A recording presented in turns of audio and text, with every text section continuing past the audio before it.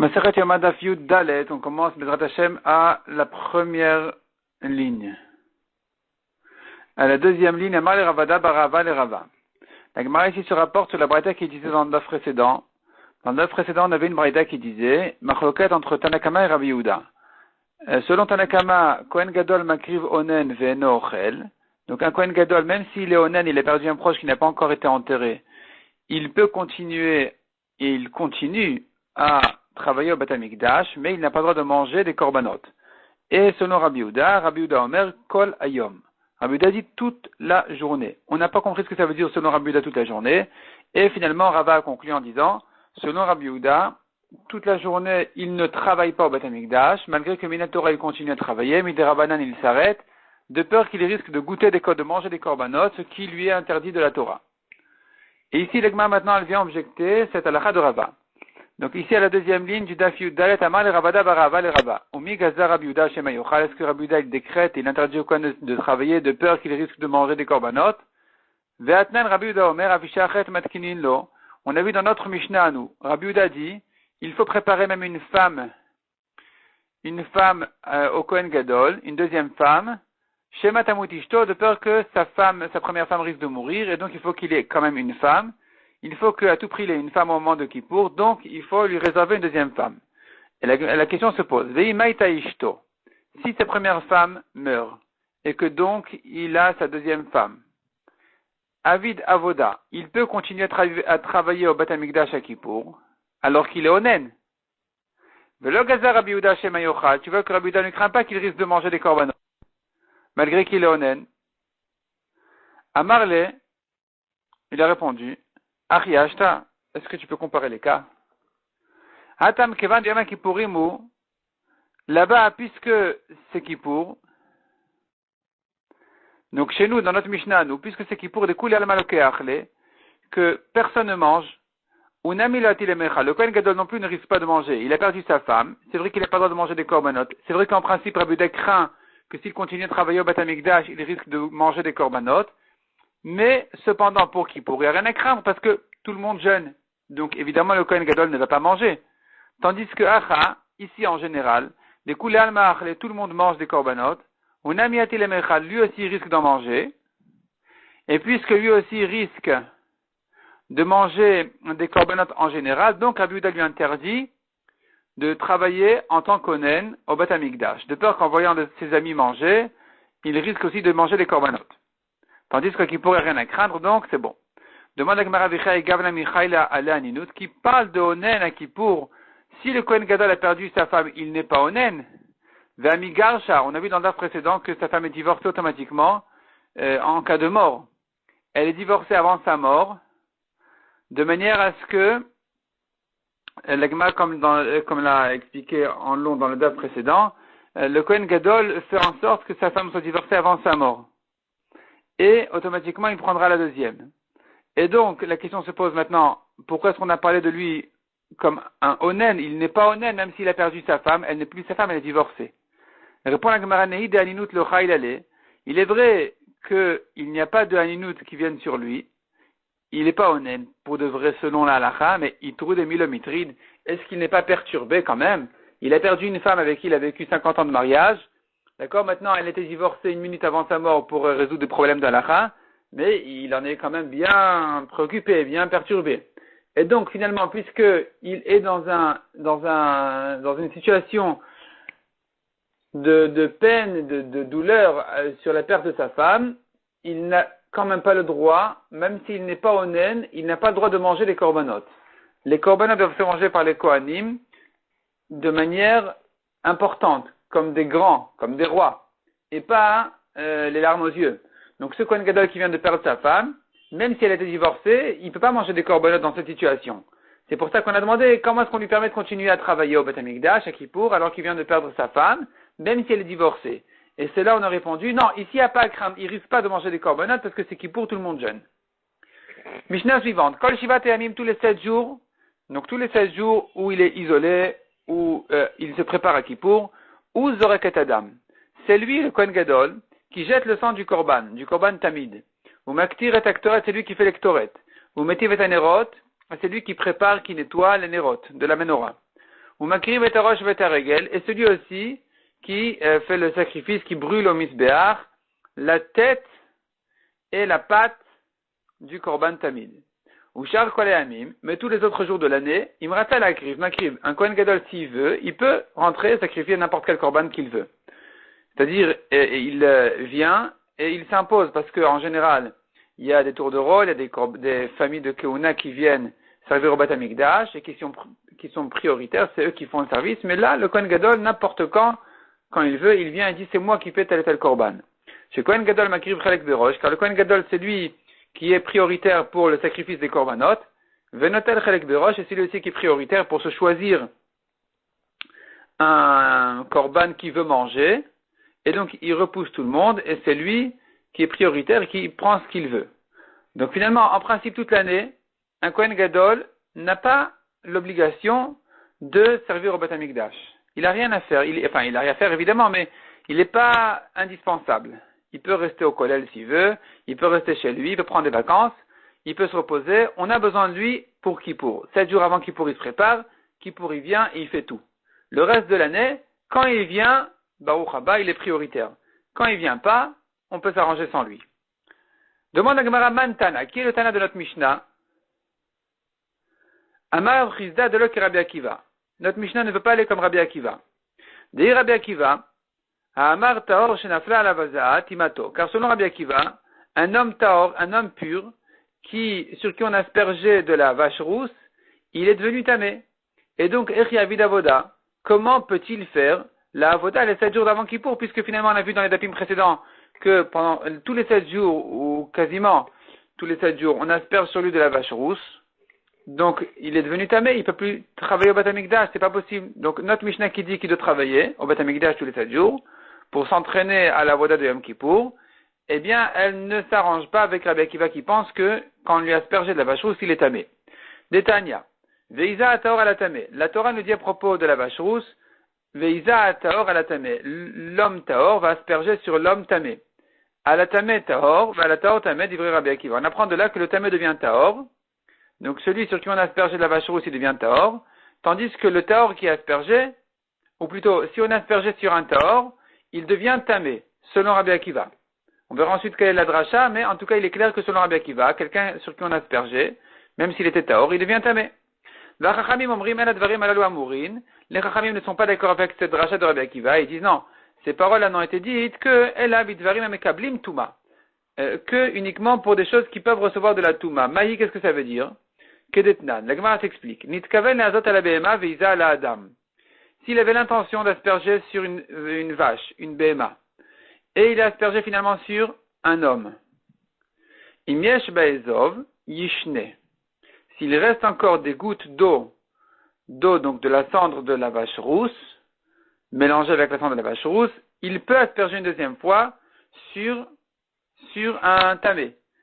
On ne dit pas que puisqu'il a déjà aspergé une fois, c'est considéré comme s'il avait fait un travail avec cette eau. Or, un travail rend pas saoul l'eau. On ne dira pas ça. On ne dira pas qu'il est obligé de retremper ses tiges dans l'eau pour asperger une deuxième fois. On dira puisqu'il a aspergé sur un homme, c'est pas considéré comme un travail, parce que l'homme il peut recevoir de la touma, donc c'est considéré comme une haza'a et pas comme un travail. Il a aspergé, il peut asperger une deuxième fois ensuite, même sans retremper. Tandis que dans le cas contraire, même s'il avait l'intention d'asperger sur un homme et finalement c'est arrivé sur une béma, ça a aspergé sur un mouton, ça s'appelle un travail. Il a fait un travail avec l'eau, et l'eau qui reste sur les tiges devient pasoul. Et donc, imiesh baezov, même s'il reste encore sur les tiges là-bas, lo yishne. Il ne peut pas asperger à nouveau, sans retremper les tiges dans l'eau. Maïtamad Rabbi Akiva. Donc ça, c'est la dracha de Chachamim, qui dit visa à taor à la tamé. Quand la Torah nous dit visa à taor à la tamé, ça veut dire le taor doit asperger sur quelqu'un qui peut recevoir de la touma. S'il a aspergé sur quelqu'un qui peut recevoir de la touma, dont un homme et pas une vache, c'est considéré comme une haza et non pas comme un travail. Ça, c'est la dracha qu'il faut faire du pasouk. Que s'il a aspergé sur quelqu'un qui ne peut pas être tamé, c'est pas considéré comme une haza, c'est considéré comme un travail, donc l'eau qui reste est pas saoul.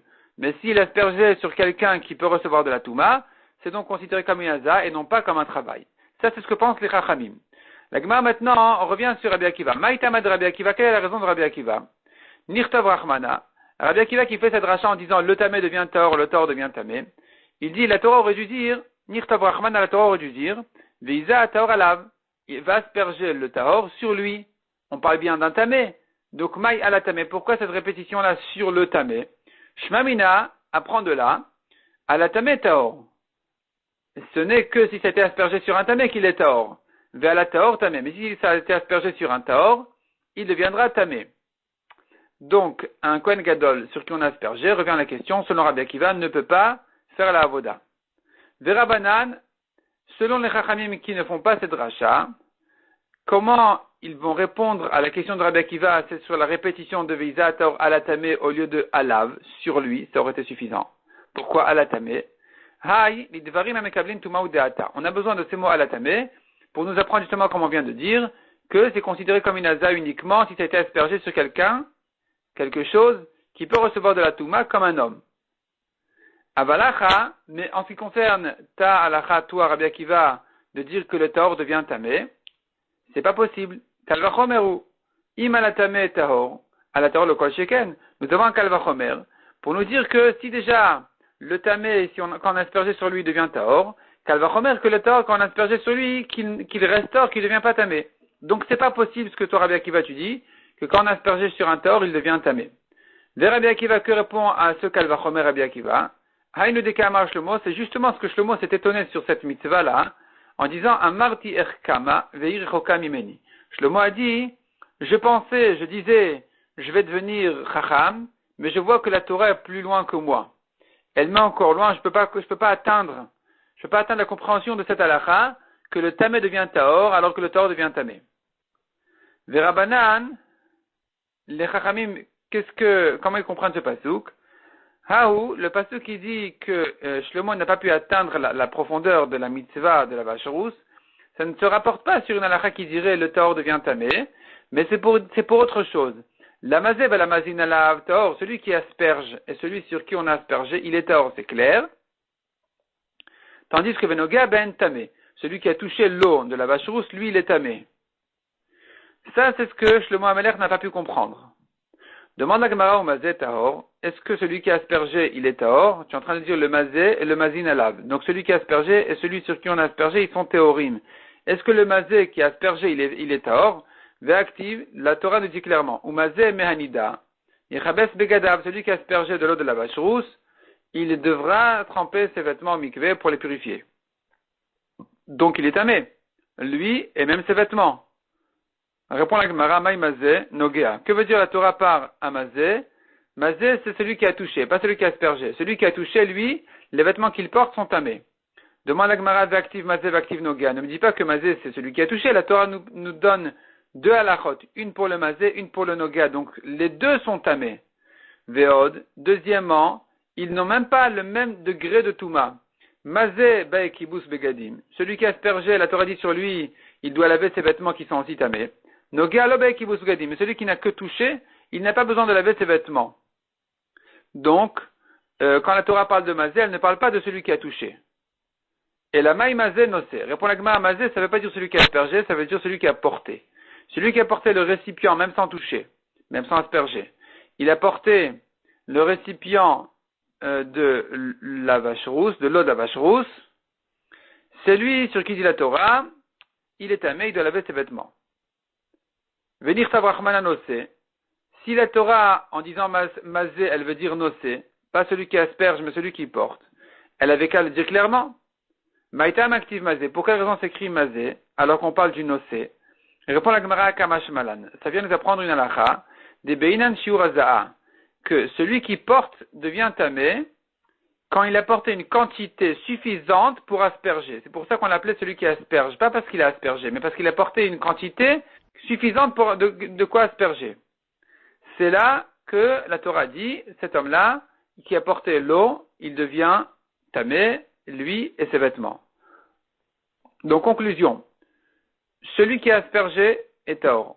Celui sur qui on a aspergé est tahor, aussi bien s'il était tamé que tahor, selon les chachamim, dans tous les cas, il est tahor. Celui qui a touché, il est tamé lui-même. Celui qui a porté, il est aimé, lui et ses vêtements. Maintenant, la Gemara s'attarde sur ce détail-là qu'on a vu, qu'il faut qu'il y ait une quantité de quoi asperger pour dire que celui qui l'a porté est tamé. Est-ce que ça existe une quantité d'asperger? Demande la Gemara ça va bien selon celui qui dit que quand on asperge, il faut qu'il y ait une certaine quantité minimum d'eau à asperger. Et la Leman de Amar Hazain Tzricha mais celui qui dit que la Hazain n'a pas besoin de quantité, on peut asperger n'importe quelle quantité, même un rien. Maïka Lemar, qu'est-ce qu'on appelle ici? Comment on va comprendre ici la quantité? Elle répond la Gemara, la fille Leman de Amar Hazain Tzricha même celui qui dit qu'il n'y a pas besoin de quantité à asperger, Anamile Agava de Gavra, c'est que, en ce qui concerne la personne qui doit être touchée par l'eau de la vache rousse, là-bas il n'y a pas de mesure de quantité. Dès qu'il était touché par une toute petite goutte d'eau, il devient taor.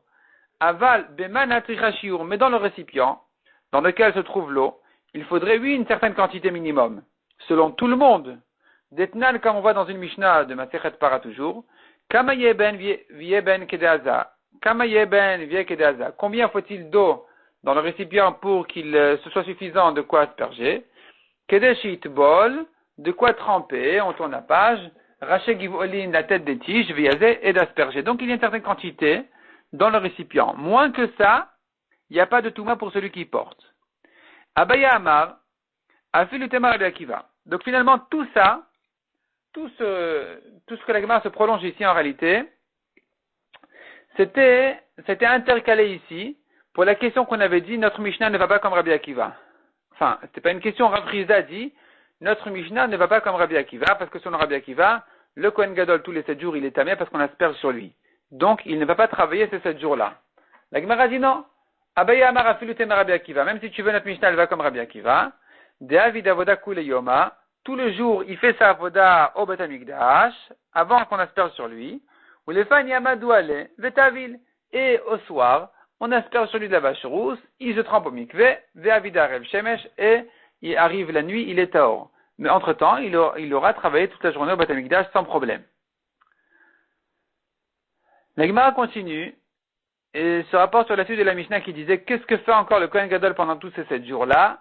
Ou maktir et aktoret, ou metiv et anerot. Il fait l'ektoret et il nettoie les nerot. Donc on voit qu'il faut faire d'abord l'ektoret et ensuite nettoyer les nerot. Donc les nerot on les allume le soir, le matin on les nettoie, on les prépare pour le soir, pour l'allumage du soir, tous les jours. Et donc le Kohen Gadol il fait l'ektoret et ensuite il nettoie les nerot. La Gemara déduit de là, comme on a dit, al maktoret beresha, ve'adar nerot. Donc on voit que les ktoret se font d'abord, ve'adar et ensuite les nerot. Ve'raminu, on a pourtant une Mishnah qui dit dans Masechet Tamid, Mishezacha bedishun misbeach hapnimi, celui qui a mérité dans le Goral, celui qui a été choisi pour nettoyer le misbeach d'ektoret, qui est le petit misbeach qui se trouve à l'intérieur du Echal, ou Mishezacha bamenora, et aussi celui qui a mérité de nettoyer la menorah, ou Mishizacha Baktoret, et celui qui a mérité de faire l'ektoret. Ça, c'est l'ordre qui est cité dans Masechet Tamid. Donc, on voit d'abord le nettoyage du misbeach d'ektoret. Bon, ça ne nous intéresse pas pour l'instant. On voit ensuite la menorah, et ensuite l'ektoret. Donc, tu vois que c'est d'abord menorah, et ensuite ektoret contre notre Mishnah qui a dit d'abord ektoret, et ensuite les nerot. Répond la Gemara Maravuna. C'est effectivement une marloquette d'Iravuna. Man Tana Tamid. Qui est le Tana qui a enseigné la Masechet Tamid? Rabbi Shimon Ishamitzpau. C'est un Tana unique qui est Rabbi Shimon Ishamitzpa. Notre Mishnah ne pense pas comme lui. Donc lui, Rabbi Shimon Ishamitzpa, il pense que on faisait d'abord les Nerot et ensuite l'Ektoret, alors que notre Mishnah de Masechet Yoma pense le contraire, d'abord l'Ektoret, ensuite les Nerot. Demande la Gemara Vaïb Rashaminande, comment tu peux dire que Masechet Tamid elle va comme Rabbi Shimon Ishamitzpa. Nous voyons pourtant quelque part que Rabbi Shimon Ishamitzpa est en marloquette sur les Mishnayot de Masechet Tamid. Detnan, comme on voit dans une Mishnah là-bas, Bala le Mizrachit Tzfonit, est venu le Kohen au coin du Mizbeach, est-nord, Noten Mizrachat Safona, et il jette là-bas le sang du Korban Tamid sur le coin du Mizbeach, est-nord. Donc sur le mur du Misbeach, dans le coin est-nord, là-bas il jette le sang de manière à ce que ça touche les deux murs, et est et nord. Maravi Dromit, quand il arrive ensuite au coin ouest-sud, donc c'est l'autre côté de la diagonale, Noten Ma'arava Daroma. Il jette là-bas encore une fois à l'ouest-sud. Vetaniala, nous avons sur cette Mishnah de Masechet Tamid une braïta qui ramène Rabbi Shimon Ish HaMitzpah, Meshane Betamid, il change dans le Korban Tamid, on fait un changement pour le Korban Tamid, et à propos du Tamid, on ne fait pas comme ça. C'est-à-dire, la Mishnah de Tamid, la Mishnah qui a dit, il jette 2 fois qui deviennent 4, parce que ça touche dans les 2 coins, tous les 4 murs. Rabbi Shimon Ish HaMitzpah n'est pas d'accord avec cette Mishnah, et il dit qu'à propos du Korban Tamid, on fait un changement. C'est-à-dire, en général, on fait comme ça, c'est vrai. Pour un Korban Ola, on fait comme ça. Pour un Korban Shlamim, on fait comme ça. Mais pour le Korban Tamid, c'est différent. Là-bas, on fait Mizrachit Tfonit, Noten Mizrachatafona. C'est vrai que quand il vient jeter une première fois du sang sur le Mizbeach au coin est-nord, il jette une fois et ça touche les 2 murs, est et nord. Mais quand il arrive à Maravi Dromit, à l'ouest-sud, Noten Maharava, il jette une fois sur le mur ouest du Mizbeach, Verakar Noten Daroma, et ensuite encore une fois sur le mur sud du Mizbeach. Donc il aura mis 3 fois le sang sur le Mizbeach dans ces 3 endroits-là. Donc finalement on voit ici que Rabbi Shimon Ish HaMitzpah n'est pas d'accord avec la Mishnah de Tamid. Donc on ne peut pas dire comme ce qu'on voulait dire, notre Mishnah de Yoma c'est les Chachamim, la Mishnah de Tamid c'est Rabbi Shimon Ish HaMitzpah. On voit que Rabbi Shimon Ish HaMitzpah n'est pas d'accord avec les Mishnayot de Tamid. On voit une autre Mishnah dans Tamid où Rabbi Shimon Ish HaMitzpah n'est pas d'accord. Donc ne me dis pas que c'est Rabbi Shimon Ish HaMitzpah qui a enseigné, qui est l'auteur de Masechet Tamid en général. Et là, Rabbi Yochanan répond à la Gemara. Il faudrait dire le contraire. Mantana Seder Yoma, qui a enseigné notre Mishnah de Yoma? Rabbi Shimon Ish HaMitzpah. C'est lui qui a enseigné l'ordre de la Avoda qui a été cité dans Masechet Yoma. C'est justement Rabbi Shimon Ish HaMitzpah qui n'est pas d'accord avec Masechet Tamid à propos du sang qui est jeté sur le Mizbeach. Donc, on voit qu'il n'est pas d'accord en général sur Masechet Tamid. Donc, lui qui n'est pas d'accord avec Masechet Tamid sera l'auteur de notre Mishnah chez nous de Masechet Yoma, qui n'est pas d'accord avec la Mishnah de Tamid. Donc, conclusion, notre Mishnah de Yoma pense qu'on fait d'abord l'Ektoret, ensuite les Nerot, c'est ce que pensera Rabbi Shimon Ish HaMitzpah. La Masechet Tamid n'est pas d'accord avec ça, et elle dit d'abord la Menorah et ensuite l'Ektoret. La Gemara continue et pose une contradiction dans Masechet Yoma elle-même. Vera mi Seder Yoma à Seder Yoma. On a imposé une contradiction dans Masechet Yoma même. D'Etnan, nous avons une autre Mishnah dans le Pérec suivant qui dit Païs Hacheni, le deuxième Goral qui sert à choisir les Kohanim qui vont faire la Voda. Mi Shochet, le premier qui mérite au Goral, c'est au Païs, c'est celui qui va faire la Shrita. Mi Zorek, le deuxième ensuite il jette le sang. Mi Medachan Mizbeach Apnimi, le troisième il nettoie le Mizbeach d'Ektoret. Le quatrième, Umi Medachan et Menorah, il nettoie la Menorah. Le cinquième, Umi Male Varim la Kevesh, il est responsable de monter les membres du Korban Tamid au Kevesh, à la pente du Mizbeach. Donc lui et encore d'autres Kohanim avec lui vont monter les membres du Korban Tamid, de l'agneau, au Mizbeach. Ça c'est le deuxième païs. Il y avait une manière spéciale qu'on verra dans les prakim suivants, d'un païs qui est un genre de goral qui sert à choisir les Kohanim. Donc tous les Kohanim se mettaient en rond autour du Kohen responsable, ils lèvent tous un doigt, le Kohen responsable, il dit un nombre au pif, disons 92, et il commence à compter les doigts des Kohanim. Celui qui est numéro 92, c'est lui qui va mériter de faire la vodote du Korban Tamid d'aujourd'hui. Donc le 92, par exemple, il fera la Shrita, le 93 fera la Zrika, et ainsi de suite, comme on a vu ici. Ça, c'est le deuxième païs. Païs Ashlishi, une troisième fois, on fait un païs pour choisir qui sera le Kohen, qui va mériter de faire l'Ektoret. Chadashim l'Ektoret Bouvafisu. Tous les nouveaux Kohanim qui n'ont jamais fait d'Ektoret encore de leur vie sont invités à participer à ce païs. Donc on voit que d'abord on faisait le nettoyage de la Menorah, ce qui a été choisi dans le deuxième païs, et ensuite sera élu le Kohen qui fera l'Ektoret. Donc tu vois que d'abord la Menorah, et ensuite Ektoret. Donc c'est une Mishnah de Masechet Yoma dans le Pérec suivant, qui contredit notre Mishnah qui pense qu'on fait d'abord l'Ektoret et ensuite les Nerot. Amar Abaye répond à la Gemara, première réponse. Amar Abaye lo Kashya. Kan batavat shte Nerot, kan batavat chamesh Nerot. C'est-à-dire, on ne nettoyait pas tous les 7 Nerot de la Menorah en même temps. On faisait 5 Nerot, un arrêt, 2 Nerot. Et donc notre Mishnah, qui dit l'ectoret et ensuite les nérotes. L'ectoret, c'est l'arrêt qui est fait au milieu, entre les 5 et les 2. Donc on fait d'abord l'ectoret et ensuite les 2 derniers. La Mishnah dans le deuxième pérec qui dit de faire d'abord les nérotes et ensuite l'ectoret, elle parle des 5 premiers nérotes et ensuite l'ectoret. C'est ce que dit Abaye, on reprend dans les mots de Abaye. Kan batavat nérotes, ici il s'agit des 2 nérotes, donc c'est notre Mishnah à nous, qui a mis l'ectoret avant les 2 derniers nérotes. Kan, la Mishnah de Maseder Yoma, du pérec suivant, batavat ramesh nérotes, elle parle des 5 nérotes qui précèdent l'ectoret. Les mêmes demandent à Gemara de l'ectoret mafsikli, où tu veux dire que l'arrêt se fait avec l'ectoret. Vea, pourtant, Abaye mesader ma'aracha mishmed igmara. Abaye qui ordonnait l'ordre des avodot qui sont faites, donc mesader ma'aracha, l'ordre des avodot, mishmed igmara au nom de la Gemara, c'est-à-dire au nom des chachamim, des élèves de la yeshiva en général. Tout le monde est d'accord que c'était bien ça, l'ordre des avodot. Et là-bas, dans cet enseignement de Abaye, Bedam Hatamid Mafsikleu, il dit que l'arrêt entre les 5 premiers nérotes et les 2 derniers se fait avec le sang du Korban Tamid. Donc c'est le fameux enseignement de Abaye qui est cité dans la Tfila dans les Korbanot, Abaye Avam Seder Ma'acham Ishmedi Gemara. Et là-bas, il dit Atavat Ramesh Nerot Kodam Ledam Atamid. Vedam Atamid Kodam Latavat Shte Nerot. Donc d'abord le nettoyage des 5 Nerot, ensuite le Dam Atamid, le sang du Korban Tamid, qui est jeté au Misbeach, et ensuite les 2 derniers Nerot. L'arrêt ne se fait pas avec l'ectoret, il se fait avec le sang du Korban Tamid.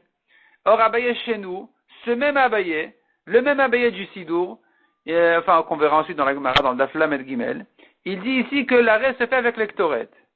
Répond la Gemara, Amri on dit, Lokashia. Haïla Abba Shaoul, Ale Rabanan. C'est une marloquette entre Abba Shaoul et Rabanan. Donc l'enseignement de Abaye qui disait que l'arrêt se fait avec le sang du Korban Tamid, c'est ce qu'il dit au nom de Abba Shaoul. D'ailleurs, c'est ce qu'on dit dans le Sidour. Abaye Avam Seder Amaracha Mishma Digmara Vea Liba de Abba Shaoul. Donc quand Abaye il leur donne l'ordre des Avodot, Maracha c'est les feux du Misbeach, au nom de la Gemara, il a dit au nom de Abba Shaoul, selon Abba Shaoul qui pense que l'arrêt entre les 5 Nerot et les 2 derniers Nerot se fait avec le sang du Korban Tamid. Mais selon les Chachamim, c'est pas comme ça. L'arrêt se fait avec l'ectoret. Donc, Abaye chez nous peut résoudre la contradiction de Masechet Yoma en disant l'ectoret se font avant les Nerot, avant les 2 derniers. Les Nerot se font avant l'ectoret, les 5 premiers Nerot avant l'ectoret. Détail, la Gemara maintenant va nous ramener la marloquette justement d'Abba Shaoul et Rabbanan. Lo yetev et nerot va rakar. Il ne peut pas faire d'abord le nettoyage des nerot et ensuite l'ectoret. Et la yaktir va rakar yetiv. Mais il doit faire d'abord l'ectoret et ensuite nettoyer les nerot. Abba Shaoul Omer. Metiv va rakar maktir. Selon Abba Shaoul, on nettoie d'abord les nerot et ensuite on fait l'ectoret. Donc on voit ici on voit une marloquette justement entre Tanakama et Abba Shaoul. Donc Rashi explique qu'il s'agit de tous les 7 Nerot. Tanakama qui dit ici dans la Braïta, il ne peut pas nettoyer tous les 7 Nerot et ensuite faire l'ectoret. Et la yaktiv va chakachetiv, il doit faire l'ectoret avant de terminer les Nerot. Donc c'est 5 Nerot, Ktoret et 2 Nerot. Abba Shaoul il dit non pas du tout. Metiv, il nettoie tous les 7 Nerot, va chakar maktir, et ensuite il fait l'ectoret. Donc comment il fait l'arrêt entre les 5 et les 2 Nerot? Pas par l'ectoret, mais par le sang du Korban Tamid. Maïtama de Abba Shaoul. Quelle est la raison d'Abba Shaoul? Quels sont ses drachot? Et la Gemara maintenant va ramener les drachot de Abba Shaoul et de Rabbanan qui vont répondre aux drachot de Abba Shaoul. Je vois que ça se prolonge encore dans le daf suivant. Donc on va s'arrêter là pour le moment. On va laisser ça pour le daf Tetvav.